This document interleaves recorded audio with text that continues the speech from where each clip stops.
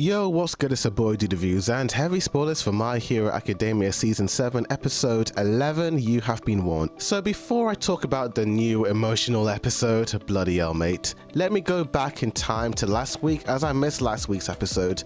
I'll just talk about the things I liked about the episode. I really loved how we got some sort of Endeavor backstory. I like this moment of Endeavor fighting All For One, and I like how it's these two fighting. All For One was the man that in a way manipulated Shigaraki into becoming a villain, and Endeavor is the reason why Toya became Dabi. These two men's arrogance caused the birth of two very dangerous people. Despite these two people being quite polarizing in the community, I do love how Endeavor is the one to take responsibility for what he did in the past and to own up for his mistakes, while All For One believes that he has made zero mistakes and that everything that All For One has done up until now is completely and entirely justified. It's like my boy Dumbledore always says, it isn't our abilities that define who we are, it is our choices. Endeavor chose to man up and to acknowledge his mistakes and to atone for what he has done, and I can't lie, I appreciate that. I think this is the episode that has made me truly see Endeavor as the true hero that he has always wanted to be. You see earlier on in the episode Endeavor talking to his younger self and how his younger self seems to be quite disappointed in how he turned out in the future. For the first time ever we see Endeavor's origin. Apparently his father was some sort of hero in the past and he sacrificed his life to save a young girl, but sadly both him and the girl both died. So I guess in Endeavor's mind it was all for nothing, which does explain his really stern, cold personality that he displayed in the first 3 seasons. But I like how he took down his younger self and was like, I can't be the same person I was before. I love how this entire scene was him symbolizing him killing his old mindset. Mate, I can't lie, that last episode was pretty good. But let's go on with the Bakugo episode. Some pretty damn impressive shots in this episode. I know this episode was all about Bakugo, but Hado Nejire had a pretty interesting arc in this episode. We saw a backstory, how she was always bullied when she was a kid. She was the type of girl to always compliment people and to try and boost their confidence, but it seemed like her entire class rebelled against her because Hado had the strongest quirk out of everyone and everyone was quite jealous, so they turned her down, they called her mean, and no one wanted to be her friend. It's pretty sad keeping a distance because she felt like no one would acknowledge her, but going into UA and meeting her 2 friends, it brought the sparkle back into her eyes. In my opinion, I think this entire little arc is quite cute and I like seeing Hado gain her confidence. What this showed me is that despite someone having a really amazing quirk,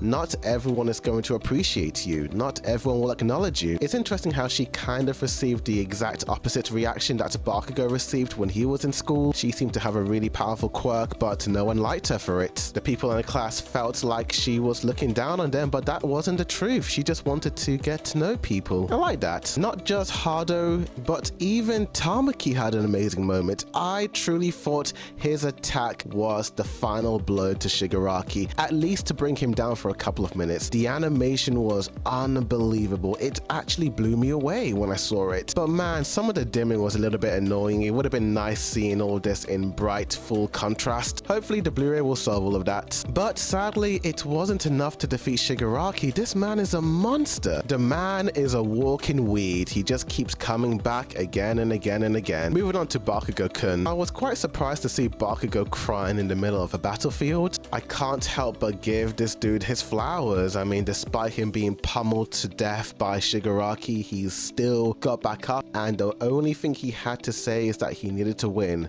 Right, Izuku? The dude was still thinking about Deku even in this moment. He wanted to surpass him. He wanted to be just like him. This episode, Shigaraki goes on and on about people misunderstanding others, which is why there's so much fear and chaos in the world. And I feel like in some way we as the audience sort of misunderstood Bakugo. I think deep down, even though Bakugo, despite bullying Deku in the past, I think he wanted to be just like him. Seeing the shine in his eyes and him being so in awe with the heroes and wanted to be just just like them and getting stronger day by day. Seeing Deku be the man he became, it made Bakugo realize, hey, could I be like that? But of course, his pride blinded him and he didn't want to admit it. We see that with the scene of Bakugo in this spirit realm talking to, which looks like the All Might inside of Deku's mind whenever he's talking to the previous users of One For All. This guy right here. I had so many theories in this moment. Why can Bakugo see All Might in this moment? Is he somehow connected to the One For All users? Because All For One / Shigaragi had this memory of him battling this man decades ago, and the color hair did remind me of that One For All user, so I have no idea what's going on. I could be looking into this, but is this guy Bakugo or Bakugo of the future or some sort of relative of Bakugo? It does seem to be a bit of a stretch, but I couldn't stop thinking about this scene. Regardless of all that, it was still really emotional seeing Bakugo still want to get All Might's signature in that one scene and his heart beating, but man, what an end to this character. Sadly, I've always known this was going to happen because the manga readers just can't stop talking about scenes in the manga. But regardless, this was a really emotional moment. My gosh, Bakugo, what a man you are. You fought bravely. Now, is he truly dead? I have no idea because I've been hearing some weird things about this character from manga readers and I don't know if it's fake or not, so I'm gonna keep my mouth shut. But so far, it looks like this man is gone. Overall, this episode was pretty damn phenomenal. I really enjoyed a lot of the action sequences and Bakugo had a really amazing moment. I just love how both Bakugo and Endeavor had these amazing redemption episodes back to back. Two characters that were pretty damn hot-headed who have come to humble themselves and to try and be the true heroes that they should have always been in the end. I'll give this episode without a doubt a 9 out of 10 and I'll give it an A. I was expecting Bakugo to take the entire episode and make it all about him based on the posters, but it is what it is. It can't be truly perfect. But tell me in the comments down below, what did you guys think of this episode? Did you like it? Did you hate it? Is Bakugo really gone? Like this video, subscribe for more My Hero Academia reviews. But thank you for watching, and as always, a boy did a review signing out, and I'll leave you with this touching tribute to Katsuki Bakugo-kun.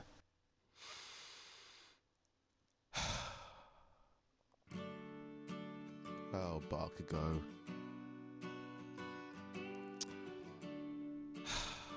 What a shame.